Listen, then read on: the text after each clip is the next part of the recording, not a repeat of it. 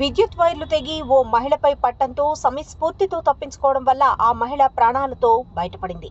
అప్పటికే ఒంటిపై ఉన్న చీర స్వల్పంగా కాలిపోయింది.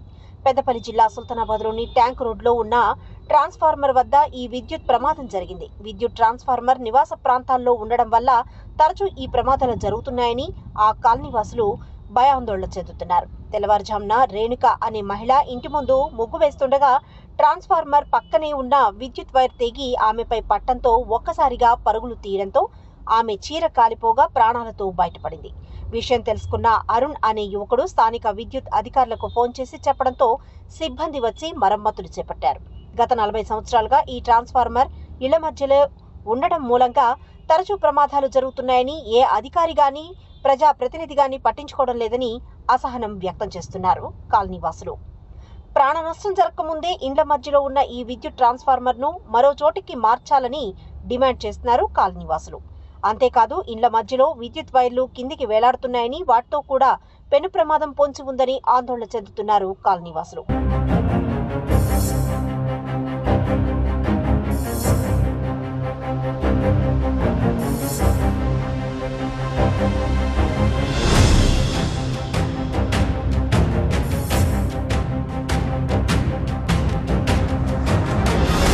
ముగ్గెత్తన్న తెగింది, పడ్డది, నా మీద పడ్డది, నా మనవరాలు మీద పడ్డది. మేము చెప్పరా మీద పడంగానే ఉరికినాం. కరెంట్ ఉందా మీ మీద పడ్డప్పుడు? ఇట్లా ఉన్నది. చీర కాలింది, దండ మీద చీరెత్తే చీర కాలింది. నా నడు మీద పడ్డ వాళ్ళు నేను చెప్పన ఉరికిన వాళ్ళు అది జారి కింద పడ్డది. మరి ఎప్పటి నుంచో ట్రాన్స్ఫారం తీసేయమని అందరికి చెప్తాను. వచ్చిన వాళ్ళు అందరికి, పెద్ద పెద్దోళ్ళకు చిన్నోళ్ళకి అందరికి. మొత్తం ఇండ్లేనా, ఇండ్ల ముందట ట్రాన్స్ఫారం ఉంటే అసలు పట్టించుకుంటానే లేరు. ఎవ్వరు తీసేస్తానంటారు, తీసేస్తలేరు. మంచిగా కొడుకులకు దక్కిన నా భర్త వెళ్తూ నేను చచ్చిపోతాను, నా పిల్లలకి ఎట్లా, ఎంతమంది ఎప్పుడు ఎవ్వరు వచ్చి ఏం పట్టించుకుంటలేరు. ఇట్లా 2-3 సార్లు జరిగినాయి. మా మీద పడ్డాయి, మా ఇంటి మీద పడ్డాయి, మా మీద పడ్డాయి.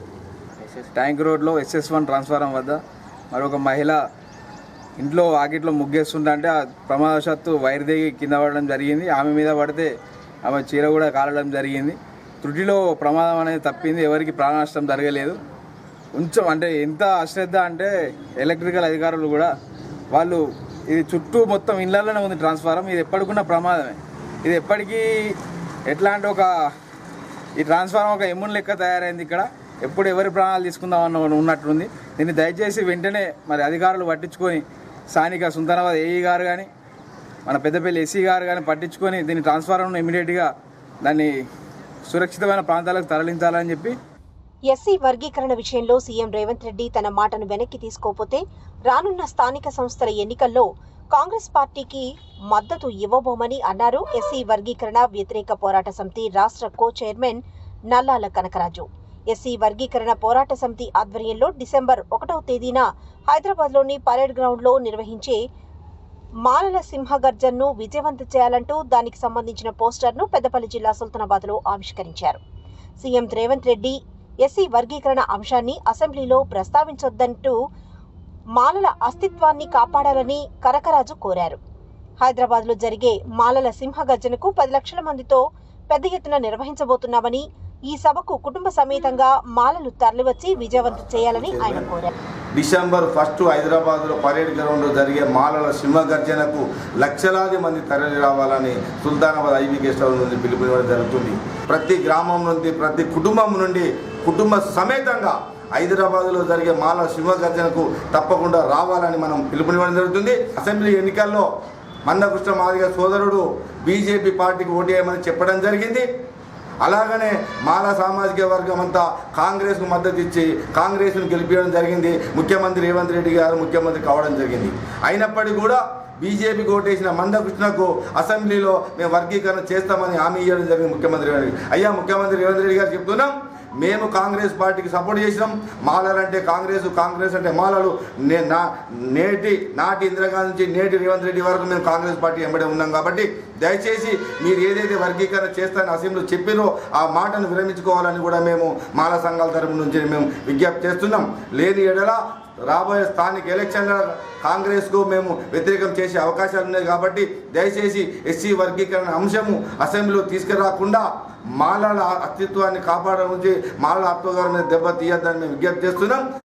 ప్రజలంతా సుఖ సంతోషాలతో ఉండాలని అయ్యప్ప స్వామిని వేడుకున్నారు పెద్దపల్లి జిల్లా గ్రంథాలయ చైర్మన్ అంతటి అన్నయ్య గౌడ్.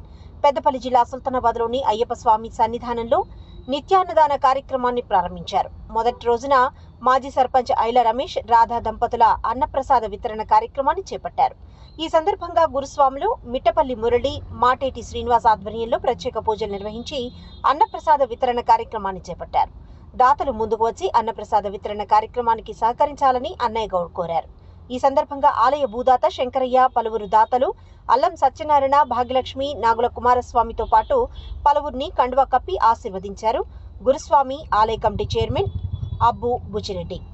అన్నప్రసాద వితరణ కార్యక్రమంలో అయ్యప్ప స్వాములు పెద్ద సంఖ్యలో పాల్గొన్నారు.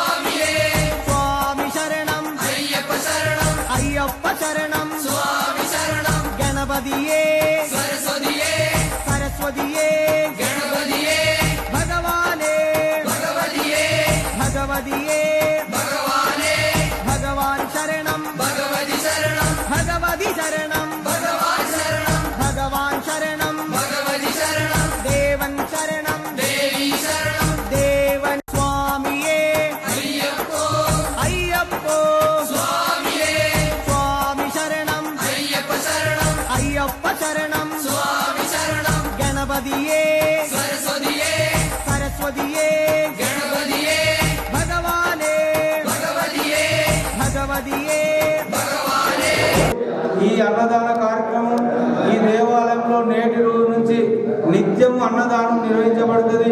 తప్పకుండా అయ్యప్ప భక్తులు మరి గ్రామ ప్రజలు అందరూ కూడా పెద్ద ఎత్తున మండల ప్రజలు కూడా పాల్గొని ఈ యొక్క నిత్యాన్నదానాన్ని విజయవంతం చేయవలసిందిగా అందరూ కూడా కోరుతున్నారు. ఎవరికి దోచిన సహాయం వారు ఈ దేవాలయ అభివృద్ధి కొరకు సహకరించి చేయాలని చెప్పి కూడా ఈ యొక్క దేవాలయం యొక్క ఈరోజు చాలా మంది దాతలు ముందుకొచ్చారు. వారందరూ కూడా డేట్ వైజ్గా కూడా అందులో పేర్లు నామోదు చేయడం జరిగింది.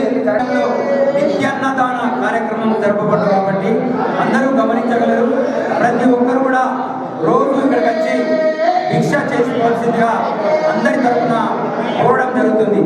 అదే మాదిరిగా ఈ దేవాలయానికి అభివృద్ధికి ప్రతి ఒక్కరు కూడా సహాయ సహకారాలు అందించవలసిందిగా కోరుతున్నాము. అదే మాదిరిగా మా అక్కయ్య కొడుకైన సతీష్ గారు ఈ దేవాలయ చుట్టూ ఉన్న దానికి ఫ్లోరింగ్ సీసీ ఇవ్వడానికి సిద్ధంగా ముందుకొచ్చారు 6 లక్షలతోటి. దానికి మధ్యాహ్నం వారికి ఇప్పుడు భిక్ష కూడా వస్తారు. వారు వచ్చిన తర్వాత వారికి ఎస్టిమేషన్ ఇచ్చేసి త్వరలో వర్క్ కూడా ప్రారంభం జరుగుతుంది. ఆ దేవాలయానికి, అయ్యప్ప దేవాలయానికి అందరూ కూడా సహాయ సహకారాలు అందించి ఈ అభివృద్ధికి తోడ్పడతారని ఆశిస్తూ